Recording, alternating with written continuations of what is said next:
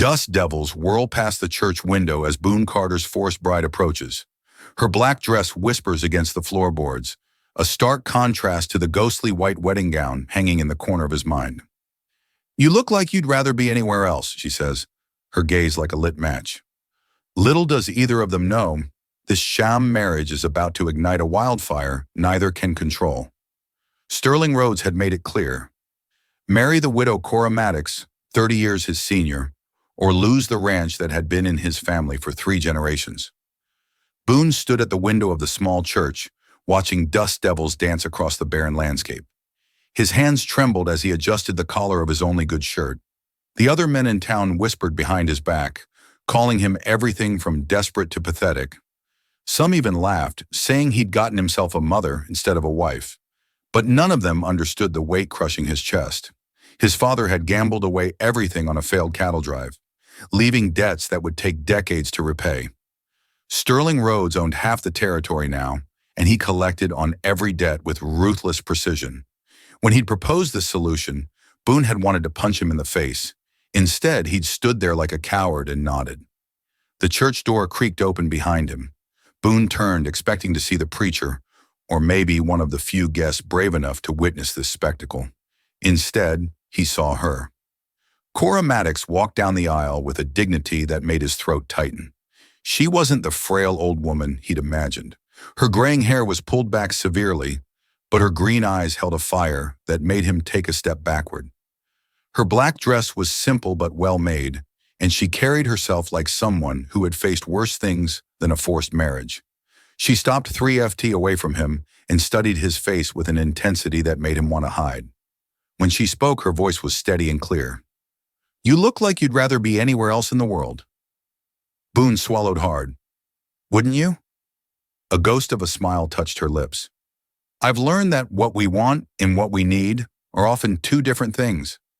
She moved closer, lowering her voice so only he could hear.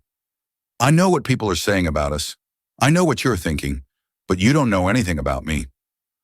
Boy, and I suspect there's more to you than meets the eye." The preacher cleared his throat from the altar, his Bible open and ready. Sterling Rhodes sat in the front pew, watching them with the satisfaction of a man who always got what he wanted. Boone felt trapped between his past and an uncertain future, with this strange woman as his only ally or greatest enemy. But as Cora took his arm and led him toward the altar, he noticed something that made his blood run cold. Her hands were shaking just as much as his. The ceremony lasted exactly 7 minutes. 7 minutes to bind 2 strangers together in arrangement that satisfied everyone except the bride and groom. When the preacher pronounced them husband and wife, Boone felt like he was drowning in shallow water.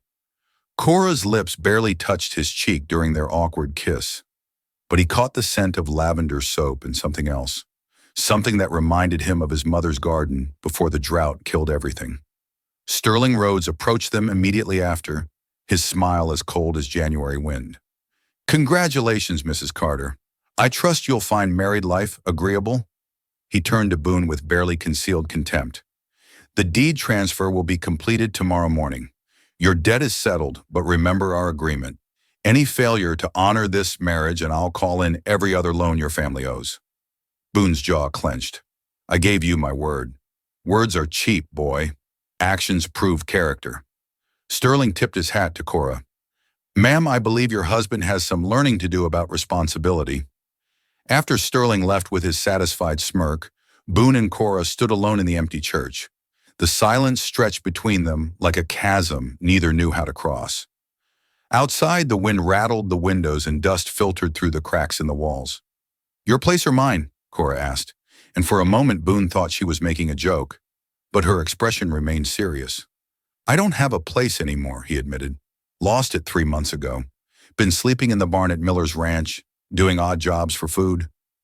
Cora nodded as if this wasn't surprising news. "Then you'll come to my house. It's not much, but it's ours now, I suppose." She paused at the door. "There are rules, though. Things you need to understand before we take another step." Boone followed her outside to where a sturdy wagon waited. As she climbed up to the driver's seat with practiced ease, he noticed the rifle secured beneath the bench. Her movements were confident, like someone accustomed to depending on herself. What kind of rules? He asked, settling beside her. Ka snapped the reins and the horses started forward. First rule, don't expect me to cook, clean, or tend to you like some hired help. I'm not your mother or your servant. Second rule, my bedroom door stays locked. We may be married on paper, but that's where it ends until I decide otherwise. The wagon creaked along the rutted road toward the edge of town. Boone watched her profile, trying to understand this woman who had just become his wife. What's the third rule? Ka was quiet for so long he thought she wouldn't answer. When she finally spoke, her voice was barely above a whisper. Don't ask about my first husband. Some stories are better left buried. But as they approached a small house surrounded by a surprisingly well-maintained fence, Boone noticed something that made him wonder just how many secrets his new wife was hiding. The house was a revelation. From the outside, it looked like every other settler's cabin. Weathered wood and a tin roof that had seen better years. But inside, Boone discovered a world that challenged everything he thought he knew about frontier living. Books lined shelves built into every available wall. Real books, leather-bound and well-carraged for, not the cheap paper novels most folks treasured. A piano sat in the corner, its surface polished to a shine that reflected the oil lamps. Cora noticed his stare. Surprised? I just didn't expect. He trailed off, unsure how to finish without sounding insulting. You didn't expect a woman my age living alone to have nice things. There was an edge to her voice that made him choose his next words carefully. I didn't expect anyone out here to have a piano. Cora set her hat on a hook by the door and smoothed her hair. My first husband believed education was the only wealth that couldn't be stolen. She moved through the room with familiar grace, lighting lamps and adjusting curtains. Your room is upstairs, second door on the right. There's a washstand and clean linens. Boone climbed the narrow stairs, his boots echoing in the silence. The room she'd given him was sparse but clean. A bed, a dresser, and a window that overlooked the back of the property. He sat heavily on the mattress and put his head in his hands. This morning, he'd been a free man. Tonight, he was married to a stranger who owned more books than he'd ever seen and played piano like some kind of lady from back east. The sound of music drifted up from below. Cora was playing something slow and melancholy, her fingers moving across the keys with the confidence of years of practice. Boone found himself drawn to the top of the stairs, listening to the haunting melody that seemed to fill every corner of the house. The music stopped abruptly. Are you planning to stand there all evening, or are you going to come down and eat? Embarrassed at being caught, Boone descended the stairs. Ka had set out cold beef, bread, and preserves on the kitchen table. She poured coffee from a pot that smelled better than anything he'd tasted in months. You play beautifully, he said, settling across from her. I had a good teacher. Her tone suggested the conversation was closed, but Boone pressed forward anyway. Who taught you? Cora's fork paused halfway to her mouth. Someone who's been dead for 5 years. She resumed eating with deliberate focus, but Boone caught something in her expression that hadn't been there before. Fear. Before he could ask another question, the sound of approaching horses made them both freeze. Cora moved to the window and peered through the curtains, her body tensing like a cat preparing to bolt. Get upstairs, she whispered urgently. Now, but it was too late. Heavy boots stomped across the porch, and someone pounded on the door with enough force to rattle the frame. Cora Maddox, we know you're in there. The voice was rough, demanding with an accent that sounded like it came from somewhere back east. Open this door before we break it down. Cora's face had gone pale, but her movements were swift and precise. She grabbed the rifle from beneath the kitchen counter and checked the chambers with practiced efficiency. There's a back door through the pantry, she whispered to Boone. Take the path behind the chicken coop. It leads to Miller's place. I'm not leaving you alone with whoever that is. You don't understand. These men, they're not here for you. They're here because of something that happened a long time ago. Something that has nothing to do with our arrangement. Another thunderous knock shook the house. Please, Boone, just go. But something in her eyes, the way her hands trembled despite her steady voice, made him shake his head. We're married now, remember? For better or worse, according to that preacher. He moved to stand beside her. What do they want? Before Cora could answer, the door exploded inward. 3 men pushed through the splintered frame, their clothes dusty from hard travel. The leader was tall and lean, with cold eyes that immediately found Cora across the room. His smile was the kind that promised pain. There she is, Mrs. Thomas Maddox. Or should I say, Mrs. Catherine Walsh. Boone felt Cora stiffen beside him. Catherine Walsh. That wasn't the name on their marriage certificate.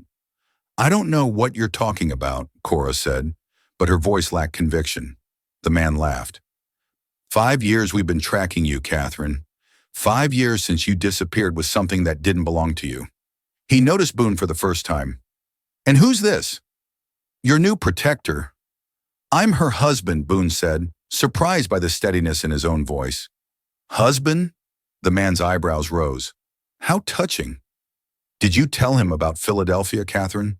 Did you tell him about the bank? About what you took when you ran? Cora raised the rifle, her aim steady despite everything. Get out of my house. Our employer wants his property back. The money you stole, the documents you copied, we know you have them hidden somewhere. The man took a step forward. Make this easy on yourself and on your new husband. Boone's mind raced. Stolen money. Documents.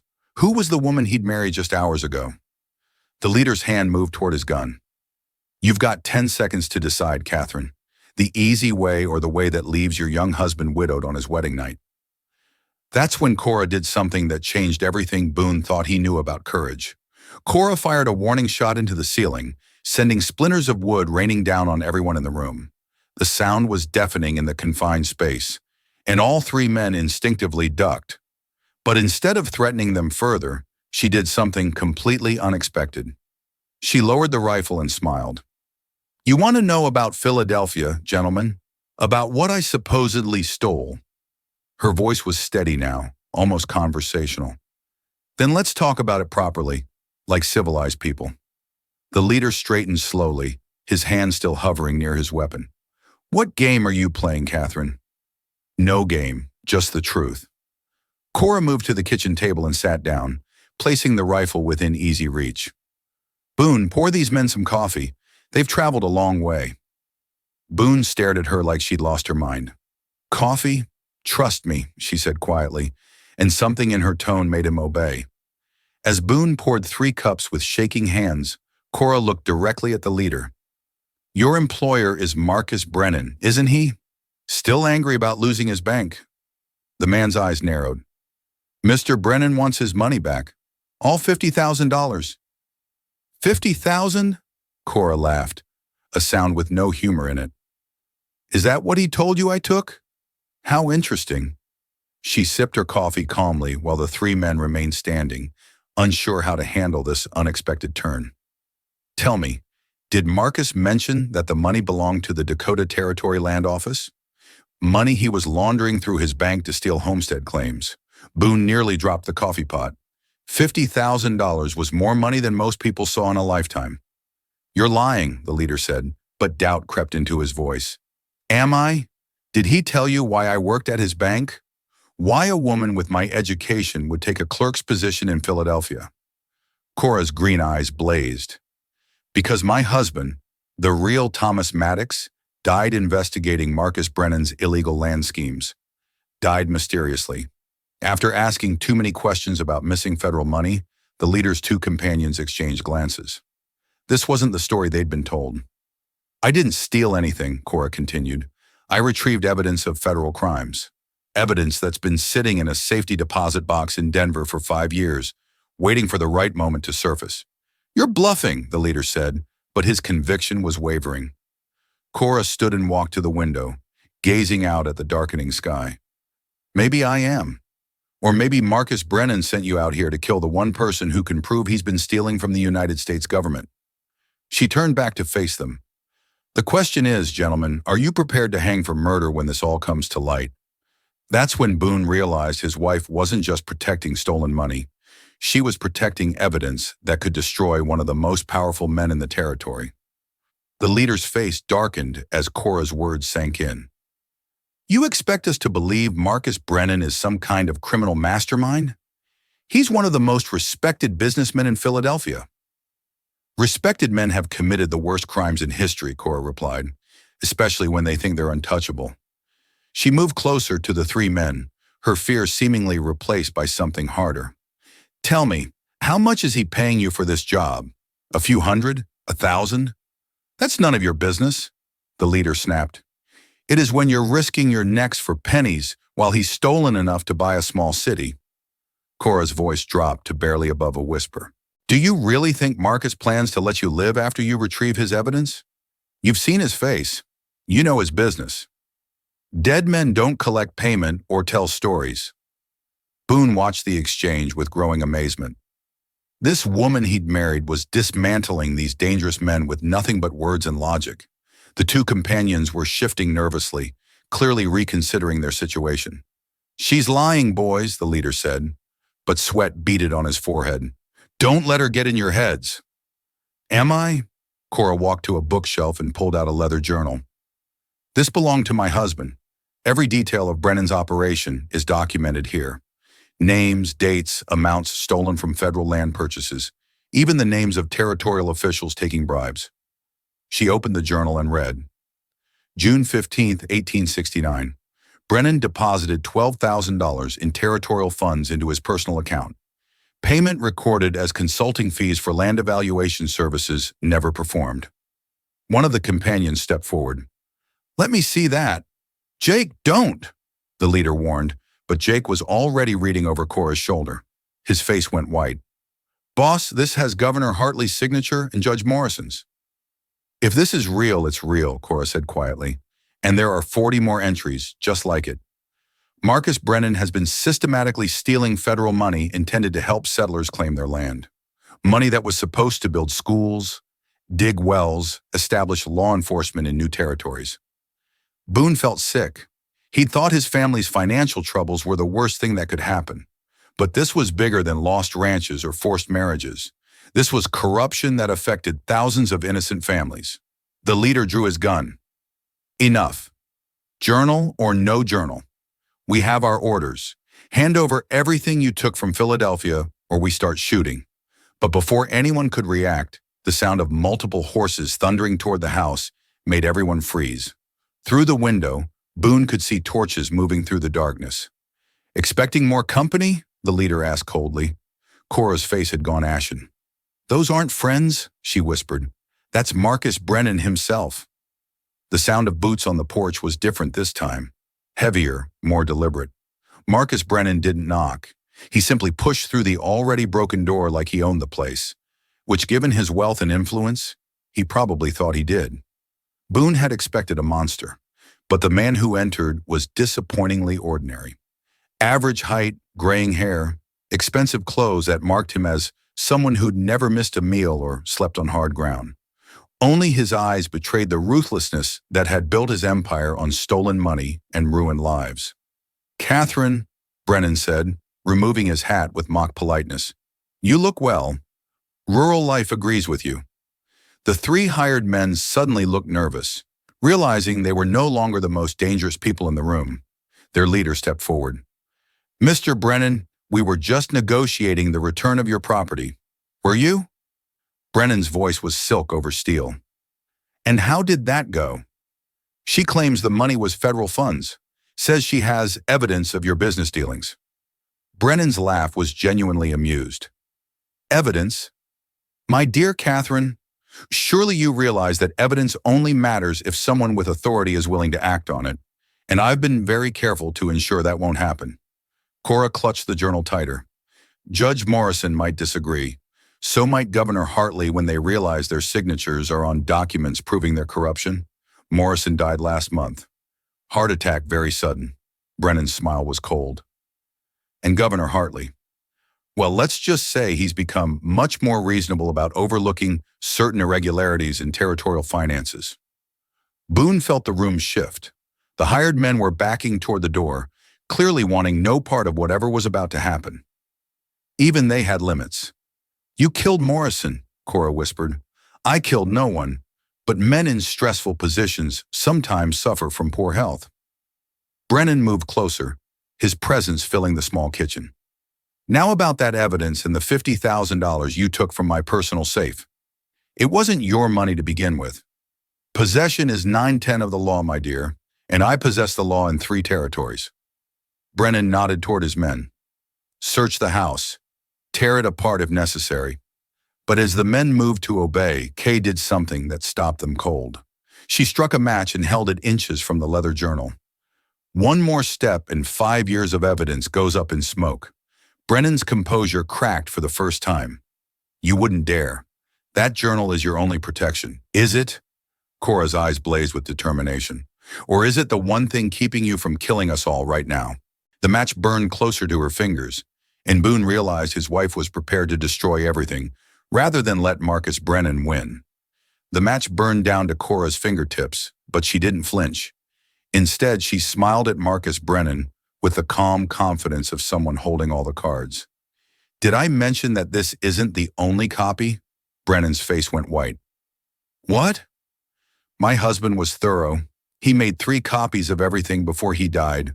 One is in that safety deposit box in Denver. Another was mailed to a federal investigator in Washington 6 months ago. She let the match burn out and dropped it to the floor. This journal, it's just my personal reminder of what you took from me. Boone watched in amazement as Brennan's carefully constructed world began to crumble. The hired men were already edging toward the door, realizing they'd been lied to and used. You're bluffing, Brennan said, but his voice lacked conviction. Cora walked to the kitchen window and pointed outside. See those riders approaching? That's Federal Marshal Tom Bradley and his deputies. I sent word to Denver yesterday about our wedding. Told them if anything happened to me or my new husband, they should investigate Marcus Brennan immediately. Through the window, Boone could see torches moving steadily toward the house. 6 riders moving with the purposeful formation of law enforcement. Brennan spun toward his hired men. Kill them both now. But the 3 men were already backing away. We didn't sign up for murdering federal witnesses, the leader said. Find yourself some other fools. They disappeared into the night, leaving Brennan alone with his rage and desperation. He drew his own gun, but his hands were shaking with fury. If I'm going down, you're coming with me, Catherine. Boone moved without thinking, throwing himself between Brennan and Kay just as the gun fired. The bullet caught him in the shoulder, spinning him around, but he stayed on his feet. Ka caught him as he stumbled, her strong arm steadying him. Marshal Bradley burst through the door with his deputies, weapons drawn. Drop the gun, Brennan. Brennan looked around the room, seeing his empire dissolving before his eyes. For a moment, Boone thought he might surrender. Instead, he raised the gun toward his own head. Marcus Brennan, you're under arrest for theft of federal funds and conspiracy to defraud the United States government, Bradley announced as he kicked the fallen weapon away. 3 months later, Boone stood in the same kitchen, his arm finally healed from the bullet wound. The house felt different now, filled with laughter instead of secrets. Cora was at the piano, playing something joyful, while sunlight streamed through clean windows. Any regrets? She asked, looking up from the keys. Boone thought about everything that had happened. Marcus Brennan was serving 20 years in federal prison. The $50,000 had been returned to the territorial government and used to establish schools in 3 counties.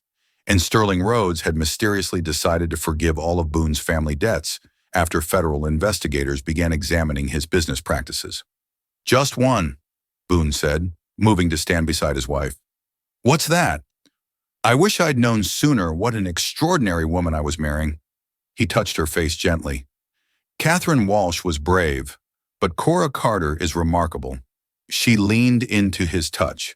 Some stories have better endings than beginnings. Outside their window, the land stretched endlessly toward the horizon, full of possibilities neither of them had dared imagine on their wedding day. If you enjoyed this story, click the video on your screen now to watch another unforgettable Western tale where courage and justice meet in the untamed frontier. Don't forget to subscribe and consider a super chat to help us keep bringing you more stories like these. Your support means everything to us.